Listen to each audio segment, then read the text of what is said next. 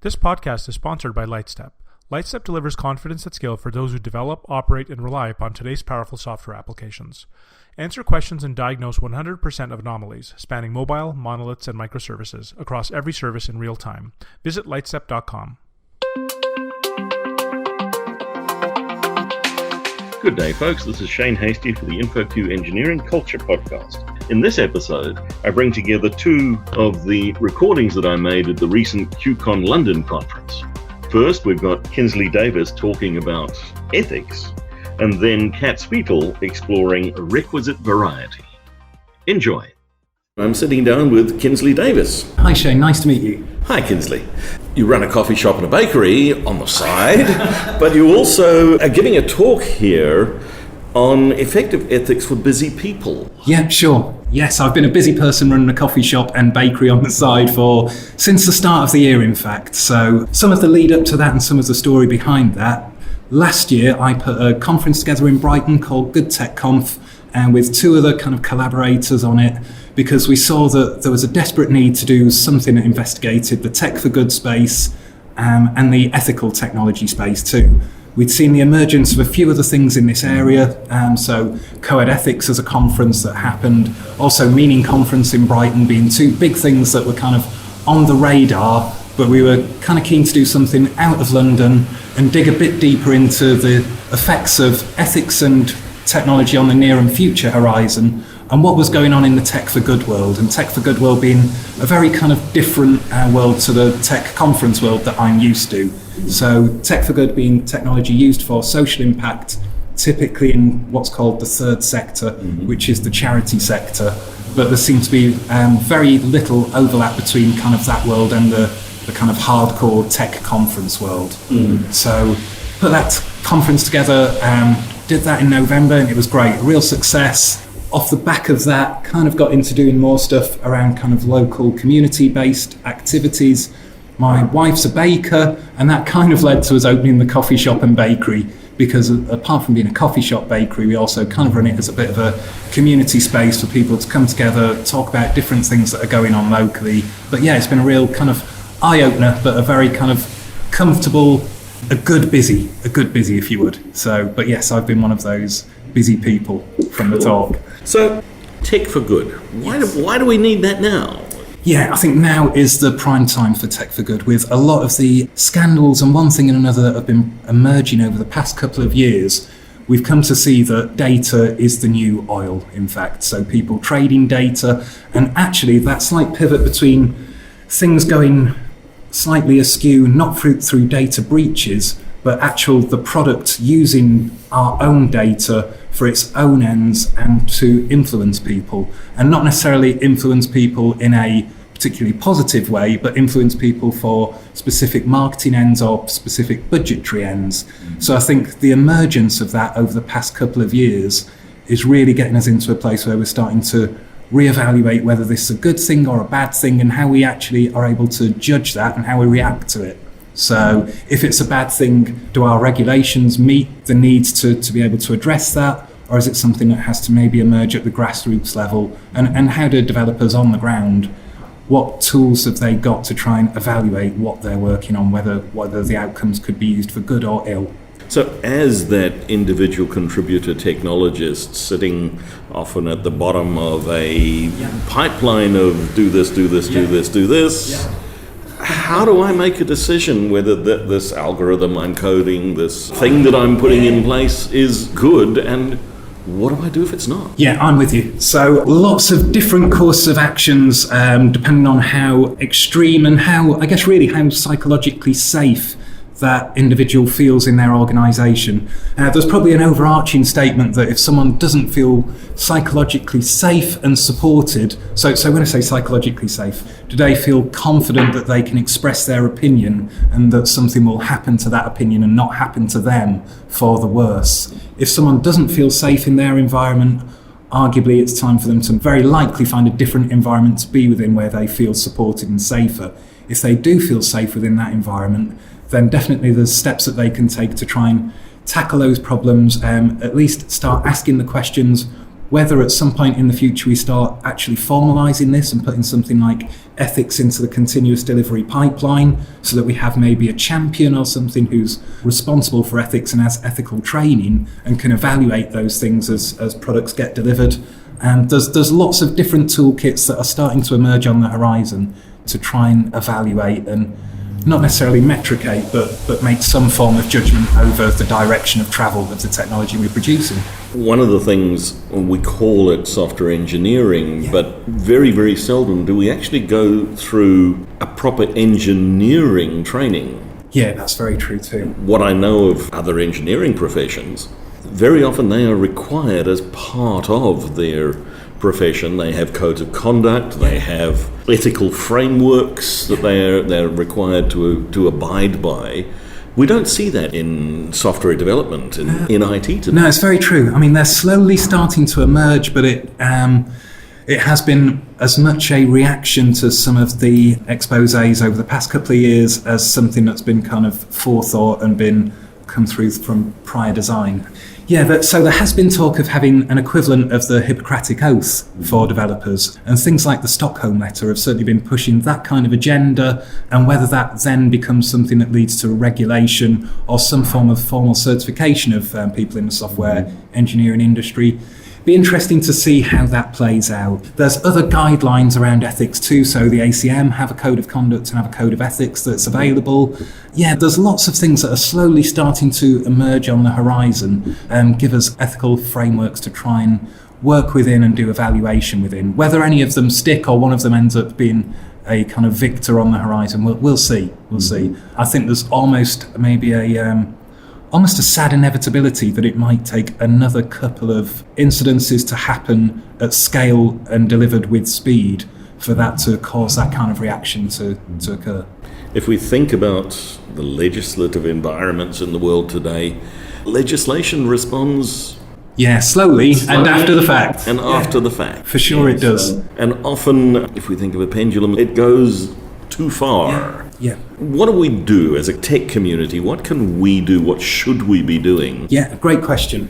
So I think the first step is to try to get connected and feed off the right kind of frequencies and echo chambers. So find out what is available in your local developer community, find out what's happening within the industry around the area of tech ethics too. There is a toolkit that has been published too called the Ethical OS Toolkit, and there's a chap who wrote a marvellous blog post about it called Sam Warner and has delivered quite a few talks around it too. But that does try and partition the problem into small manageable pieces and give you a framework in which you can try and evaluate whether the future of the technology you're delivering now could be used for good or ill. So the Ethical OS Toolkit is fantastic. What else can developers do? As I say, try and tap into the right echo chambers, maybe attend events, get involved in more conferences or go out blogging or public speaking around things. But I think from my perspective, there's certainly been a grassroots groundswell of developers who are slowly getting more engaged and interested in this area and are starting to see that the horizon might not be people trying to fill in their spare time with leisure activities, but actually trying to maybe do things more around their privacy and data concerns. So yeah, I think there's a groundswell that's occurring. Hopefully it happens quick enough. What else is happening in this space? We've got the ethics track here at QCon. You did the Good Tech conference last year. What's coming next? So other things that are on the horizon that I'm aware of, specifically in the space in London and the South Coast. So the 1st and 2nd of May, there's a conference called Beyond Tech, which is discussing ethical uses and implications of technology. That's a 2-day conference. That looks great. That's also pulling in people from the Tech for Good community. So people like Alex Stephanie, who are using technology to try and deliver social impact products. So in Alex's specific case, he's the CEO of a company called Beam, who run a crowdfunding platform to try and retrain and launch people who are in a position of being homeless back into homes and back into industry. So there's Beyond Tech. Also in November, we're doing a one-day of Good Tech Conf again, and that'll be in Brighton again on the Monday after the weekend of Meaning Conf, which again will be the application of technology to ethical software, ethical implications back on technology, and how we can use technology for social good. So that's happening in November too, and yeah, very excited for both of them. Again, it seems like the velocity's starting to kind of pick up again around this particular strand of technology, around ethics in tech. So exploring this technology for social good, it's probably not something that many of our listeners have heard about. What's happening in that space? Yeah, so all kinds of stuff happening in that space. Slowly, I can see that business strategies that have been used in the open source world and for, say, crowdfunding are slowly being adapted and applied to the charity sector. So Beam is probably the poster child for this kind of work, where they're using the crowdsource model or crowdfund model and adapting that back to a real world third sector issue. So, and that's happening increasingly too. We're also seeing things where, given the number of the deluge of requests coming in for things like public sector services like the NHS, we're seeing calls and one thing and another, and at least the first passive diagnosis happening through things like AI and machine learning bots to try and take some of the load off real world actual physical people doctors and try and pare that back to try and maybe influence them or shortcut a few steps before things actually arrive at some individuals who are incredibly overworked too. So that's not just in the third sector, but in the kind of tech for good sector. We're seeing all kinds of things emerging on the, I guess, bleeding edge of technology to try and lighten the load on a very kind of stretched sector already. So yeah, all kinds of stuff happening there.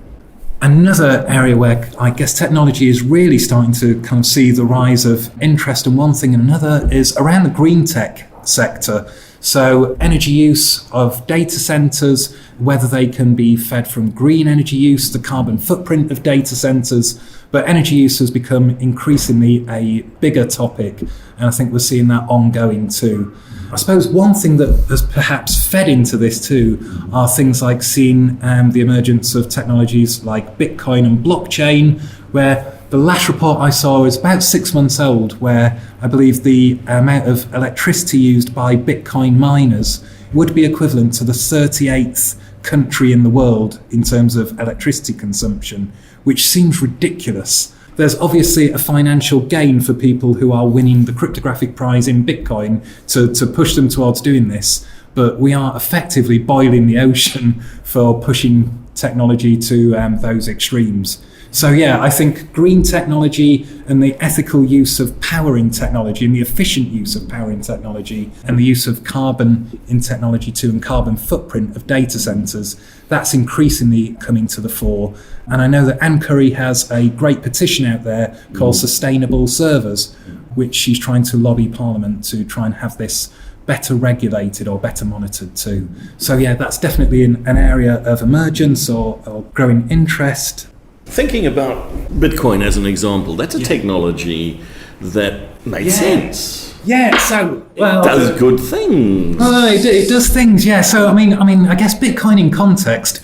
Bitcoin and the Satoshi Nakamoto paper came out in 2008, right off the back of the global economic crisis. So I think it hit a sweet spot. It was a technology which met a specific need at a specific point in time when that need had really come to the fore, had really spiked. So I think we all remember 2008, there was a spike in unemployment in the US, the subprime mortgage crisis. Along with unemployment, there were a number of banks that either collapsed or went back into public control, got split apart and then resold.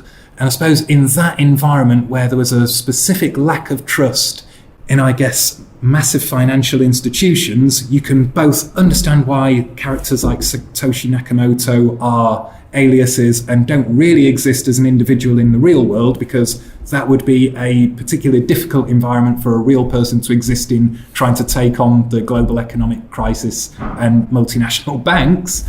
But on top of that, there was a need to have transparency of transactions. And that is what Bitcoin provided at that point in time. And it was a time when, yes, there was a real lack of trust in organizations and institutions where people had trusted their finances up to that point in time. I would say, though, in 2008, the number of Bitcoin miners who were out there, it was probably a twinkle in the eye of the amount of electricity consumed compared to kind of how that has spiked and where we're up to now. So given the kind of length of the blockchain and the amount of mining that has gone on in that time, it's getting more aggressive over time. There is research in place to try and stop the way that those transactions are validated, to mean that they're less energy hungry, they're less power consumption hungry, but they're still proof of concepts, and really Bitcoin is still based on the proof of work, which is effectively exchanging value for electricity consumption. So the money is effectively, electricity is the new oil in the Bitcoin world. So yeah, I know it's a scary place. Kingsley, if people want to continue the conversation, where do they find the coffee shop, and Yes, where do they find you on the social media? So I'm just outside the coffee shop, just outside Brighton, and happy to talk tech to the nth degree over a lovely coffee that's all traceably sourced and some real bread too. Best place to find me is probably on Twitter as Kingsley, but replacing the L and the E with a 1 and a 3. So Kings 13Y. That is kind of the hub for a lot of stuff that I talk about. Otherwise, I'm a partner in a consultancy called Underscore, so you can also find me kind of through work channels on underscore.io. But yeah, I'd love to talk more to anyone who's interested in ethical technology or just bleeding edge technology going forward too. So for sure. Thank you very much. Great, thanks for chatting too. I'm sitting down with Cat Swetel from Ticketmaster. Cat gave a talk at the conference today, but she's also fairly well known and visible in the community. Cat, welcome. Thanks for taking the time to talk to us today. Thank you. Thanks for having me. Can we start by just giving us a bit of your background and what brought you to where you are today? Yeah, so where I am today, I'm an engineering manager at Ticketmaster. I work on the core ticketing engine. It's very fun. How I got there, Lord only knows. I have a finance degree, which I got at my dad's urging. So I grew up going to work with him. He worked always in infrastructure and operations. So I spent a lot of time in server rooms. But then I got a business degree and I hated it. And I just went back to the stuff that I liked, which is technology, and I don't know, ended up here. So tell us a little bit about the talk that you gave today, please. Yes, so I spoke on the scaling and culture track, and my talk was about variety and how I think it's the secret to achieving scale. So what is variety?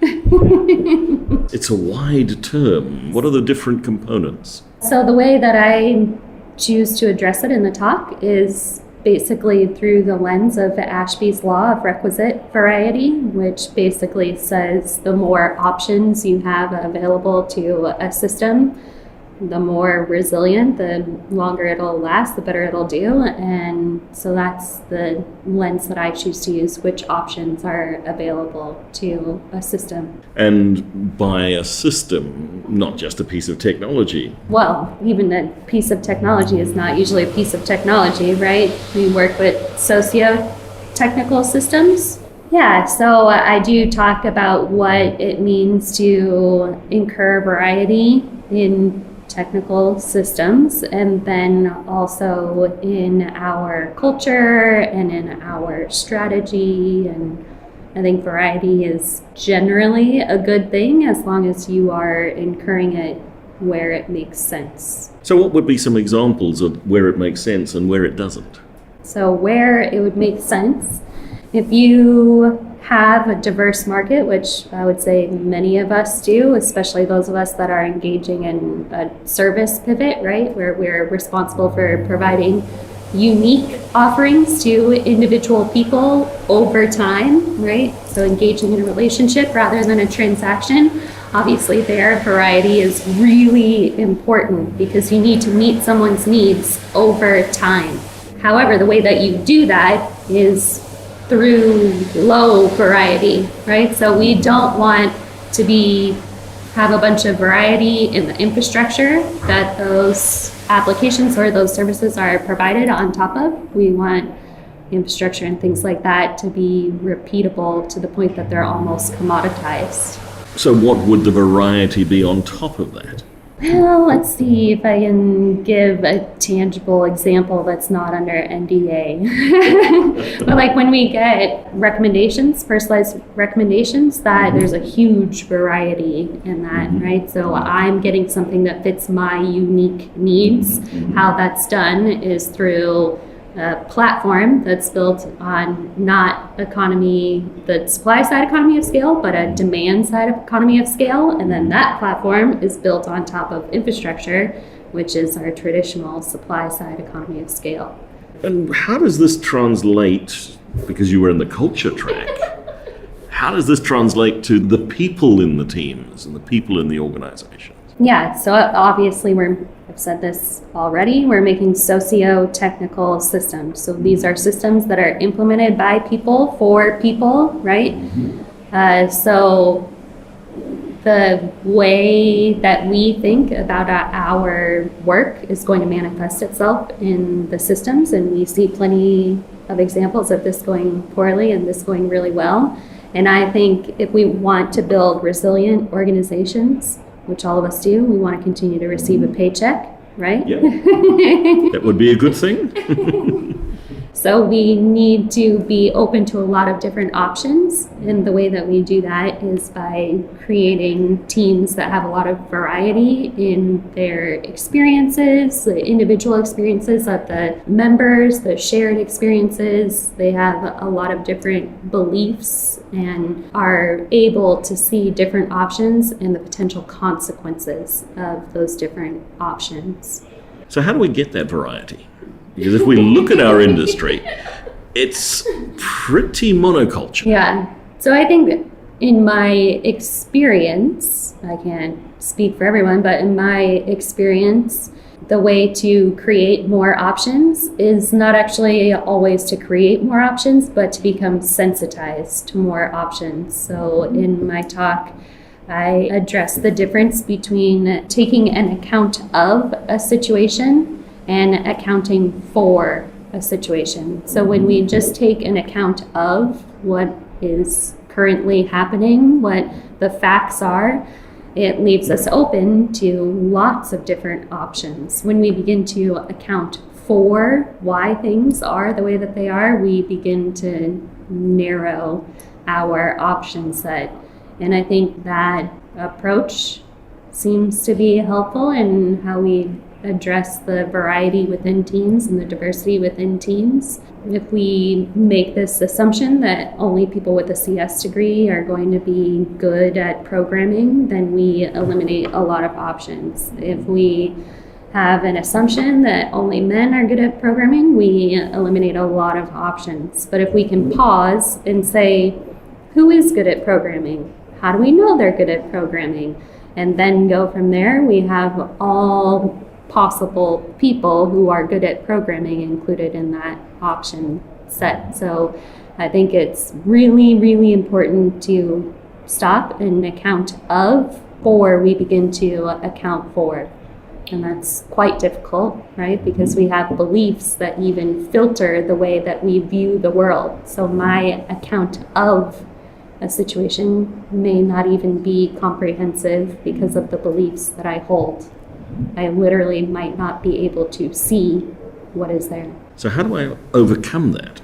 I don't know. When you find out, will you let me know? Okay. Just kidding. I mean, seriously, I don't know, but I have stumbled upon things that have been helpful. So a practice that I use myself is to try to take an account of the situation and then do multiple account fors. And sometimes I even try to imagine that I am different people.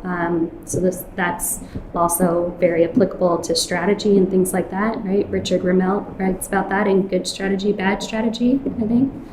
Another thing would just be to use tools that encourage you to take an account of a situation and practice that divergence convergence. So do those things individually and then bring them together to see how the accounts of the current state differ, and then that can surface where our beliefs differ. And if they don't differ, that's not actually desirable, because it means that we hold the same set of beliefs that are filtering our experience of the world. So like an A3, when I do an A3, I actually would have everyone on my team fill out the first couple sections, the background and current situation individually, and then we bring it together and say, what's happening here, folks?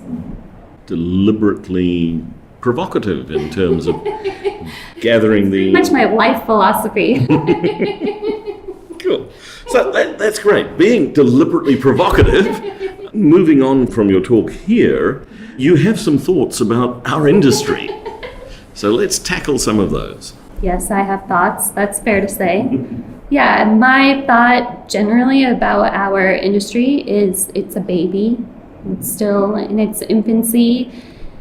And that means a lot of things from what I can tell. And the two things that I'm very concerned with are, if this industry is in its infancy, we are setting the tone for future generations, right? And we hear things like software is eating the world and all of these things, and automation is going to take a lot of jobs away. Well, then it stands to reason that jobs in the future will be technology. Many, right? So each of us today, we have a huge responsibility to the future generations and the future of technology and the future of humanity, because we see how technology acts on us and we act on technology.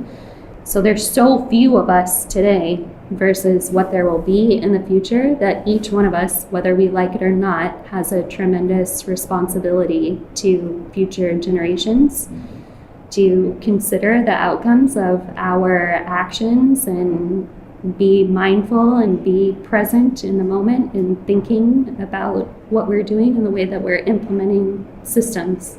So how do we make that practical and real? I think there's tons of things out there already, right? Like as far as being mindful and being in the moment when you are doing the thing, there's lots of test first methodologies, right, that encourage us to be where we are and be thinking about the future of the thing. I like Kent Beck's TCR. I actually think that my grandmother invented that. I was working on something for a few hours one day and I got really frustrated, and she said, "Oh honey, you've only been working on it a few hours, just delete it and start over." But those things encourage us, right, to be mindful, to take an account of before we start to account for, to step through that process. And then there are bigger things, practices where we can question, and I hope that we all do that, right? Like question strategy, question and make those conversations more bi-directional. Like, where would we be here in 2019 if years ago at Facebook someone had questioned the strategy of seeking engagement regardless of what type of engagement that is, right? So I hope that those conversations become more bi-directional, and we value the folks who are creating the strategy and we value the folks who are implementing the systems. Are we moving into the realm of ethics? Are we moving there? We exist there, right?